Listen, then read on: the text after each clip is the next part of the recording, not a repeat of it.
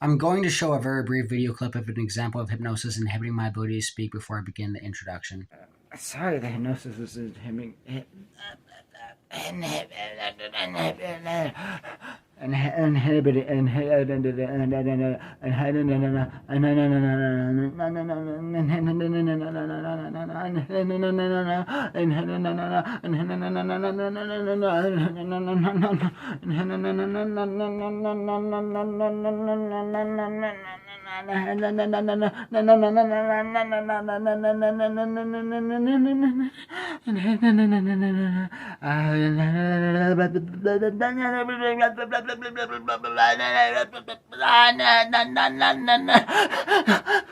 Inhibiting. The video clip is extremely compelling evidence that hypnosis is inhibiting my ability to speak.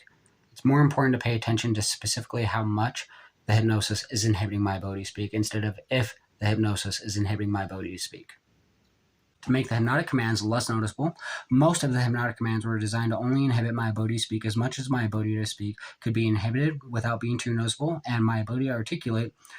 was mostly only inhibited if it was specifically part of my victim testimonial. In order to avoid the hypnotic speech inhibition from becoming too noticeable like it was in the video clip, the hypnosis would not significantly impair my ability to speak as long as it wasn't going to be specifically included in my victim testimonial. A series of different inhibitory hypnotic commands were designed to be elicited in succession to further conceal the hypnotic speech inhibition. The various hypnotic commands would be triggered to interrupt me from beginning sentences, or after articulating more than 3 to 9 words to interrupt me from articulating complete sentences. Specific examples of these hypnotic commands include stuttering,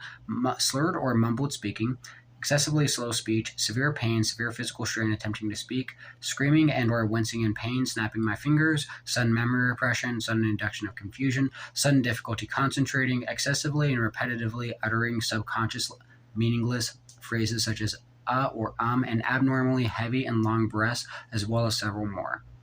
The pain, extreme physical strain speaking, confusion, repression of memory, distraction, difficulty concentrating, etc., were used to momentarily distract my attention from what I was saying. After my attention was distracted, the hypnosis would interrupt my sentences without making me stutter for unrealistically long periods of time by coercing me to excessively and repetitively begin saying something else such as or the hypnosis is inhibiting my ability to speak, or I'm hypnotized to feel pain, or I'm being tortured, or I'm being abused, or I'm trying to talk.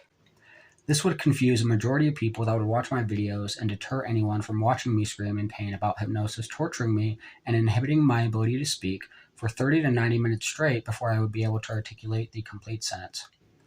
To condition me to interrupt my sentences, I was hypnotized to not be able to finish articulating a sentence or a portion of a sentence until I would repeatedly snap my fingers in a forceful manner, as if cracking a whip, while yelling about being tortured and abused with hypnosis, and how hypnosis has been inhibiting my ability to speak. A hypnotic suggestion to inhibit my ability to speak until I would snap my fingers repeatedly was a method of conditioning me to experience pain and physical strain in speaking, because speaking is not a painful or physically strenuous behavior, so the physical stimulus of snapping my fingers was incorporated with speaking to condition speaking as a physically strenuous behavior.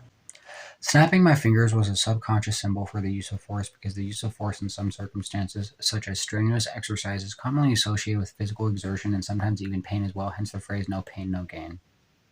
The hypnotic suggestion to experience excruciating pain and to repeatedly snap my fingers in order to speak was used to make me seem aggressive and angry by forcing me to raise my voice and yell about the hypnosis inhibiting my ability to speak before I was able to articulate the next sentence or the rest of a sentence, which was used to deter witnesses from watching my videos. The hypnotic suggestions were used to deter witnesses from watching my videos by forcing me to scream in pain about hypnosis torturing me and inhibiting my ability to speak for 30 to 90 minutes before I would be able to articulate a complete sentence of my victim testimonials or of criminal investigations. The hypnotic suggestions made me seem delusional by forcing me to contradict myself because I was able to talk about hypnosis inhibiting my ability to speak. The contradiction of talking about how I wasn't able to talk seemed delusional because it was a self-contradiction, except I was only able to talk about the hypnosis inhibiting my ability to speak and torturing me.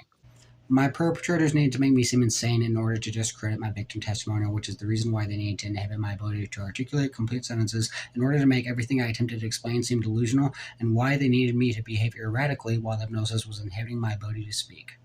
Further information and a link to my victim statement report and criminal investigation report will be included in the description. Again, it's important to pay attention to how much The hypnosis is inhibiting my ability to articulate my victim testimonial, which is going to be measured by calculating how many words per minute I am able to articulate in my victim testimonial.